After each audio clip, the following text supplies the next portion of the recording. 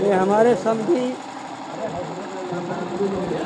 परिनिर्वाण प्राप्त राम बदन जी के स्मृति दिवस के अवसर पर ये कार्यक्रम हो रहा है ग्राम डुमरी में। मन में कैसे क्या आ रहा है कि बाबा साहब का प्रतिमा स्थापित करना है? दुनिया जानती है विश्व विभूति बाबा साहब डॉक्टर बी आर अम्बेडकर के बारे में। हम लोग भी चैतन्य हैं, हम भी पढ़ते हैं, उनके खून के हैं। हमको भी मालूम है कि डॉक्टर अम्बेडकर ने हमारे पूरे मानव समाज का जो कल्याण किया है, और उस कल्याण का मतलब है कि भारत का संविधान जो पूरे भारतवर्ष में लागू है, और उसके तहत हर आदमी को ये छूट है कि किसी भी धर्म को, किसी भी संप्रदाय को बात करने का, अपना अधिकार लड़ने का, अपने किसी भी तरह के परेशानी को दुनिया के सामने उजागर करने का हक अधिकार है।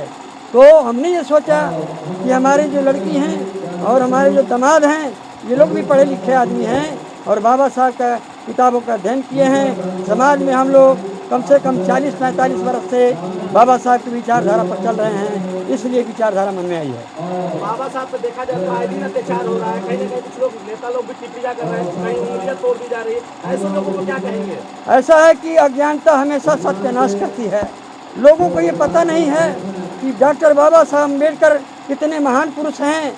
वो सबका कल्याण किए हैं, किसी एक जाति और धर्म के नहीं हैं। वो पूरे मानव कल्याण के लिए हैं। सबको उनका सम्मान करना चाहिए।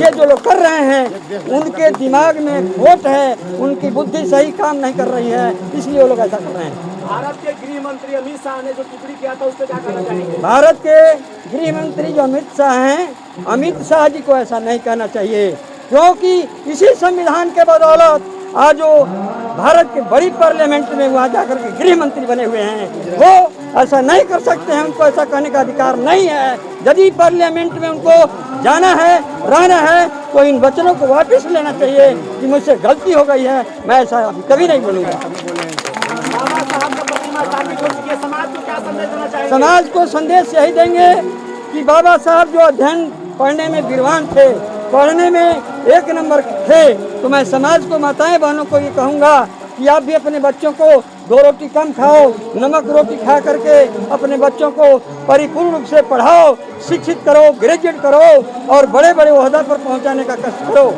मैं यही कहूँगा।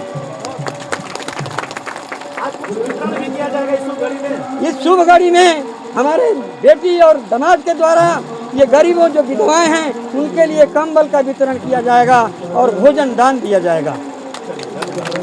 अच्छे से अच्छे पोस्ट पे डॉक्टर, इंजीनियर और IAS, BCS निकले। बहुत